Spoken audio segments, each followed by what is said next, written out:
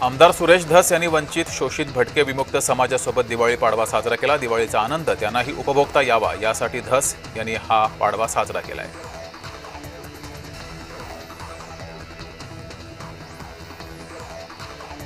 मुंबईतल्या कांजूरमार्ग पूर्वमध्ये ज्येष्ठ सिने अभिनेते दिलीप प्रभावळकर यांच्या बहुरूपी जीवनावर आधारित रांगोळी प्रदर्शनाचं आयोजन केलं गेलं। स्थानिक आमदार सुनील राऊत यांच्या हस्ते या कार्यक्रमाचं उद्घाटन झालं। कांजूरमार्गमधील नागरिकांनी या रांगोळी प्रदर्शनाला भरभरून प्रतिसाद दिला।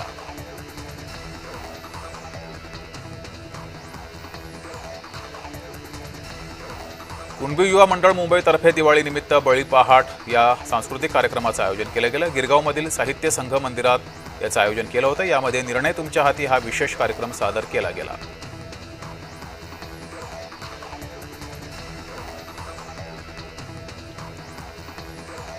पनवेलच्या उल्वे येथे सेलिब्रिटींच्या उपस्थितीमध्ये दिवाळी पहाटचा कार्यक्रम रंगला। गीतांच्या कार्यक्रमात प्रसिद्ध गायक गायिका आणि हास्यजत्रा कार्यक्रमातील कलाकारांनी हजेरी लावली।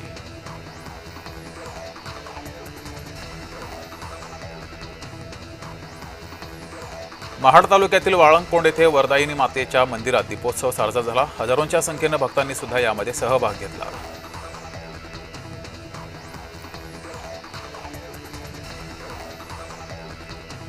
दिवाळीनिमित्त नागपुरात मोठ्या प्रमाणात फटाके फोडण्यात आले। मनपाच्या स्वच्छता कर्मचाऱ्यांनी रात्री उशिरापर्यंत शहराच्या विविध रस्त्यांवर पडलेल्या फटाक्यांचा कचरा साफ केला। त्या निमित्तानं या सफाई कर्मचाऱ्यांचं कौतुक केलं गेलंय।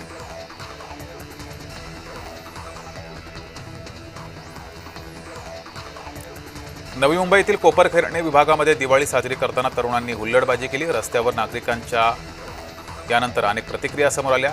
नागरिकांनी याबाबत संताप व्यक्त केलाय।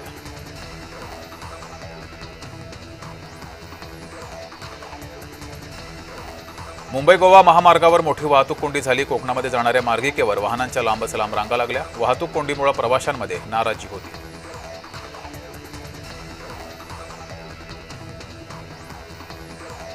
भिवंडी तालुक्यातील राहनल गाव परिसरामध्ये भीषण आग लागली। महावीर सिंथेटेक कंपनीच्या दुसऱ्या मजल्यावर ही आग लागली।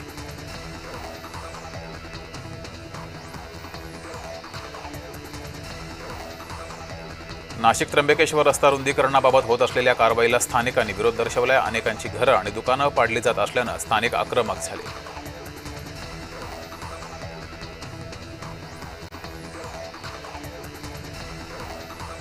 कल्याण पश्चिममधील अनुपम नगर आणि गणेश नगर परिसरामध्ये सोसाट्याच्या वाऱ्यासह झालेल्या मुसळधार पावसामुळे एक मोठं झाड कोसळलं।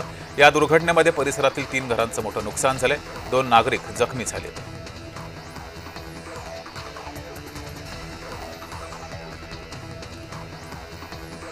नाशिकमध्ये संस्कृती प्रतिष्ठानकडून पाडवा पहाटचं आयोजन केलं गेलं। शास्त्रीय गायक अरमान खान यांच्या सुरेल गाण्यांनी यावेळेस नाशिककर मंत्रमुग्ध झाले।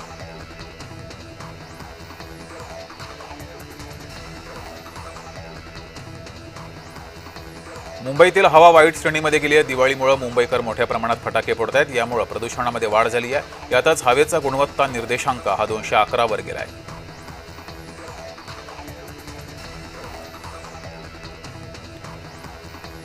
पुण्यातील वाघोली परिसरामध्ये आमदार ज्ञानेश्वर कटके सोशल फाउंडेशननं दिवाळी पाडवा पहाट कार्यक्रमाचं आयोजन केलं। यावेळेस शास्त्रीय संगीत कलाकार महालक्ष्मी अय्यर, रवींद्र खोमणे आणि सोनाली सोनवणे यांनी सहभाग घेतला। कार्यक्रमात कलाकारांनी हिंदी आणि मराठी गाण्यांसह शास्त्रीय संगीत सादर केलंय।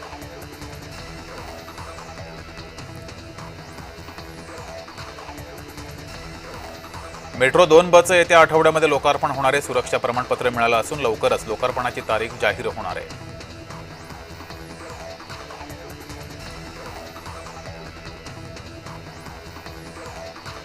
भिवंडी तालुक्यातील पडघा सांस्कृतिक मंचातर्फे दिवाळी पहाट कार्यक्रमाचं आयोजन केलं गेलं। यावेळेस सुमधुर गीत सादर केले गेले।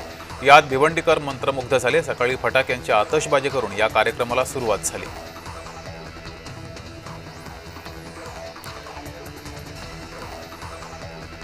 टीईटीची पात्रता परीक्षा 23 नोव्हेंबरला होणार आहे। टीईटीसाठी 1 लाख शिक्षकांनी अर्ज केला। यंदा 4,76,000 जण टीईटीची परीक्षा देणार आहेत।